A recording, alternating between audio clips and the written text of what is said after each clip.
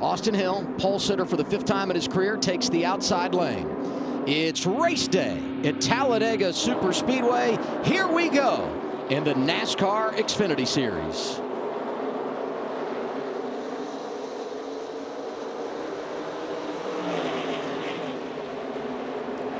A lot better connection on the top. Custer got a really good start, was able to get the 21 out there. Now they kind of even out, you know, and you see kind of the first 5 rows are separated from 6 on back. So be curious to see if that momentum, you know, from that 6 row on back on the outside, do they take a chance early? Do you go 3 wide? And looks like they're going to. They're ready to race, which is good. You know, the bottom actually had a pretty good steam going, and you know, by the 98 making it 3 wide, that really affected the bottom. With that being said, now that the whole you know, front of the top is making moves now it's a free game. Everyone for everywhere. Yeah, I mean, look how wide it is. Like you open it up and it's like 5 lanes wide. Jesse Love with a big block there on the 21. Checked up the top lane a little bit. Now they're going to get momentum coming back to him. So Jesse Love's out a couple car lengths. It's better for him right now because the top the second row is even, right? It's better than if second was broken free, so he can control. And there goes Justin Allgaier out of line and hard into the wall. That was a hard hit, man. Final lap, stage 1. Caution is out for Justin Allgaier, who was running 5th. Window net is down, and that's a great sign indicating to safety workers that he is okay. And that's not a happy Justin Allgaier right there. Here's team radio. Big wreck. I'm on fire. I'm getting out. All good though. I'm getting out. It was good to see Justin got out. You know, I mean, he was up there in the 2nd or 3rd row of the bottom lane. I'll be curious to see what happened. I think he had the 98 behind him, and probably just trying to, you know, try to push hard. I see the 98 pretty close to him here as they're starting to exit 2. Justin fades up just a little bit, and the 98 tries to turn underneath him, and it looks like Justin was kind of loose before the 98 got to him, but it's one of those weird things. Your car gets light over there off of 2, and it's easy to get turned around. Yeah, man, your car gets very light there, and I understand, you know, especially when you have somebody on your left rear, but there wasn't going to be 100% of a hole right there. I feel like if he was making the move, he was going to be almost on the yellow line. So it's a little bit tricky and a hard hit, man. You can see how the wall had a bad angle right there, and the impact was very, very hard. Last couple of weeks really good to Allgaier. Came in one of our drivers going for the dash for cash, but unfortunately done early at Talladega. Lost in all of this, Jesse Love makes the pass for the lead, and he wins the opening stage at Talladega. Outside lane, Jesse Love to his left teammate Austin Hill. It's a reverse of what we saw on the initial start, and you saw Love with a hand out the window motioning Chandler Smith to push him from behind. That means vámonos. Vámonos. Is that what that is? It's good timing too. I mean, they got connected early. The bottom row did a really good job too. One thing I've noticed, you know, here at this restart, you got 4 of the Gibbs cars in the top 10 now. You know, so can they find each other? Can they get hooked up, and can they pull a lane if they can all get nose to tail? It's been a challenge for them early because a couple of them started in the back. But as you said, now into stage 1, they got a chance to get connected. We'll see what those Toyotas can do in the draft. So much give and take right now at the front of the field. And here comes the move for the lead. Austin Hill pulls out of line, and he's bringing his teammate Jesse Love with him. Final lap, stage 2. Austin Hill in control, had to drop down to block A.J. Allmendinger. A little squeeze outside, and that allows the 16 to get alongside Hill. It's going to be a fun little race to the finish here in our 2nd stint of the race. Big pushes there in the top lane. It just gets so stacked and tight. Now Austin Hill is clear once again. So now he's going to block the bottom. They're trying to get 3 wide back there. Good mix of Chevys, Toyotas, and Fords inside the top 10. Back through the tri-oval to finish the 2nd stage at Talladega. Stage 1 goes to Jesse Love, and stage 2 going to go to his teammate. Austin Hill gets it done. Top 10 on the restart. Took 2 tires on that cycle of stops. First 2 on 4. Austin Hill, A.J. Allmendinger. They're restarting outside the top 10. It's the final stage here at Talladega. I always make fun of ourselves saying that, you know, we can send people to the moon, but we cannot here in the back straightaway. Here we go. And these guys, I mean, I'm just so impressed with Jesse Love, you know, how strong, consistent he's been. He's definitely done a great job studying and learning from his teammate. Everyone going to have to make a pit stop in this final stage. We could get it under green in the next 7-8 laps. Now a move in the outside lane for the 8 of Sammy Smith. Here comes Van Gisbergen in that 97 down low.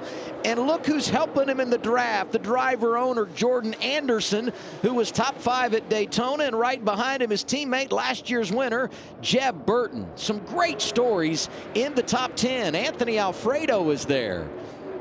Taylor Gray, who's making his 4th start in that black and yellow number 19, and Sam Mayer. It's been a quiet afternoon for him, last week's winner, but he too is now in the mix. Back at Talladega, under caution for the 3rd time today. A crash that took out some really, really good race cars, some of our top contenders. Yeah, Brandon's trying to figure out where the 39's going. 48. Oh, I don't know if Parker knew the middle closed. Yeah, you know? and it was tight. It seems to me that it was one of those deals that the 39 went to the middle and the 48 was going to the middle as well at the same time when it was clear for both of them. Yeah, and they just click. Yeah, the middle was clear for a moment, right? And I'm sure Parker's spotter and 39 spotter saying the middle's open, and then right as that happened, they just kind of collided. So I don't think, like, there's no bad block there. There's just 2 guys going for the same space, and they didn't know it closed as quick as it did. Yeah, it's very tricky. It's very, very, very tricky. I don't think that anyone did anything wrong. It was just one of those things that they just came to the same line at the same time, pretty much. It wasn't too long before that happened that Austin Hill had made an aggressive move to get back out front. If he doesn't do that, he could very well have been right in the middle of this. As it stands, he is the race leader, and Sammy Smith, who was right behind him and also led a couple of laps today, is able to get through unscathed.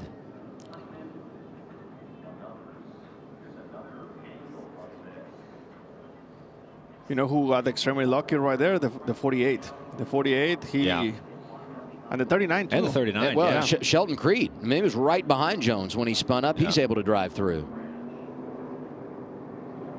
Sam Mayer goes low trying to avoid it all and just gets collected as they come down off the banking. You know, the 16, pretty much he did everything right, and at the very end he got together right there with the 91, and you can see the tires on the 16. I mean, he's pretty much locked. There's nothing else he could have done there. 41 to go as we get the restart. Outside lane, Austin Hill to his inside, chasing $100,000, Ryan Sieg. 3 Fords lined up on the bottom with Sieg, Custer, and Herbst. Looks like they're connected really good. They might be able to get all 3 clear. Chandler Smith decides to go to the bottom for a brief moment. He's going to stay there. Then you have SVG that's going to come up and try to push Austin Hill. Van Gisbergen driving for Colleague. There is an alliance there between Colleague and RCR. Jesse Love still hunting in that lead group as well. Ryan Sieg back on point, takes Custer with him as they jump up in front of Austin Hill. That bright yellow car in the outside lane, Blaine Perkins. Well, we had a bumper cover fly off down the back straightaway from somebody, not sure who. Could get a caution for debris. We'll keep an eye on that. Only 3 cautions this afternoon, and there it is. No. Now 4 for that debris.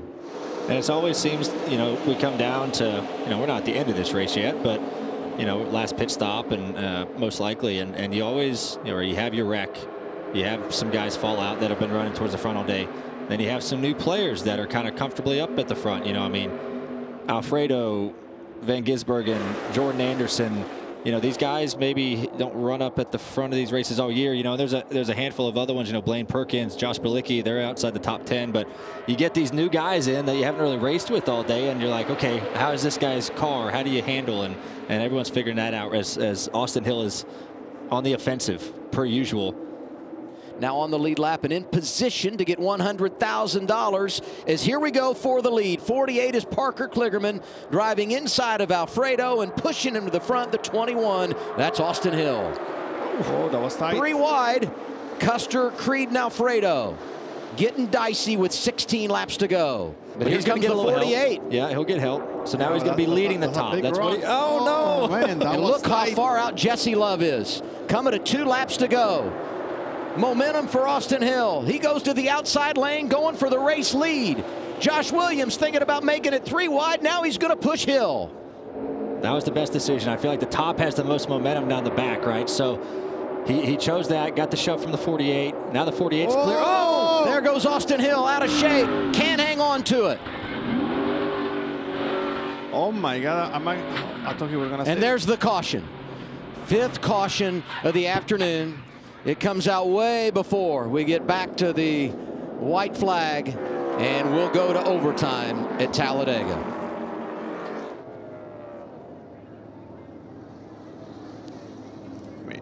He was right there. He was right there. It's tricky, man. I mean, you're going for the win at that point. You know, you wanted. He really wanted to get away with him and trying to make the move. It's tricky. Yeah, it looked like Parker was like trying to slip to his right rear, you know, on the entry to 3, and the 21 kind of faded up for that. You see, so the 21's fading up. The 48 kind of touches a bumper, touches him a little bit again, gets the 21 wiggling it. And what's the 21 got? You know, once the back gets wiggling and the bumpers kind of touch wrong, it's so hard to save these cars. I mean, the spoilers are narrow. It's not like the rear side ports that we normally have, where the spoilers are a lot wider that go over the rear quarter panels. These cars are so finicky and light, and the springs are super stiff, and it makes it really hard to gather it. So, yeah, like Daniel said, just racing for the win. I mean, guys are going to take chances and try to do the right things, and sometimes it just turns the guy in front of you. In front row, Parker Kligerman, Josh Williams. It's overtime at Talladega, brought to you by Credit One Bank. 00's out of gas. Yep. Oh, no, 97. 97 is out of fuel. This reminds me a little bit of what we saw late at Atlanta. Battle for the lead. There goes Sheldon Creed around. Whoa! Caution is out again. Kligerman into the wall. Man, this is going to be very tricky. Whoever was close on fuel now is going to be even closer. Sammy Smith was the one that had made a pit stop 40 laps ago and was in the best position prior to that restart. So many race cars getting junked late. The 97 was the first one.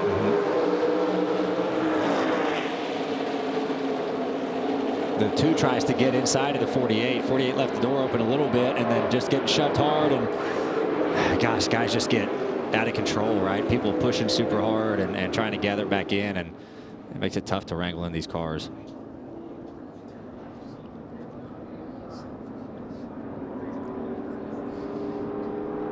Well, it was tricky. I'm not sure if the 2 was trying to get on the inside or he was just getting pushed so hard. Pushed, yeah. He ended up in that spot. Double overtime at Talladega. Jesse Love, the rookie, in control of the field.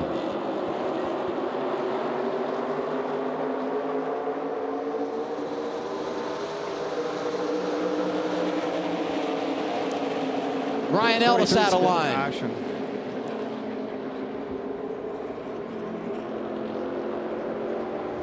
Love jumps out front, no caution yet. Still in green. You have a car backwards.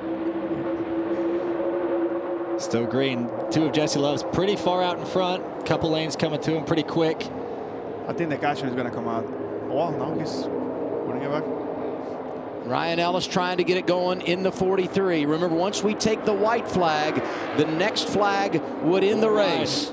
Honeyman looks high, looks low. Jesse Love able to block. Outside lane, Brennan Poole nearly won this race in 2016.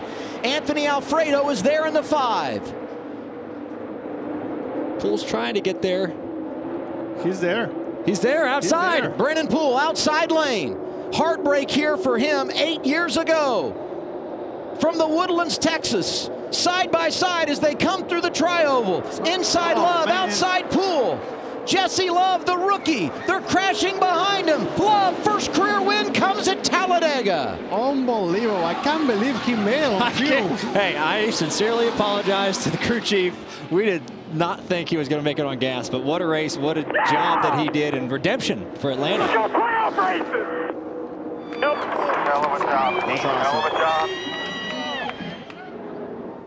Hi, I'm Parker Kligerman. For more access like this from Pit Road, be sure to click and subscribe to the Motorsports on NBC YouTube channel.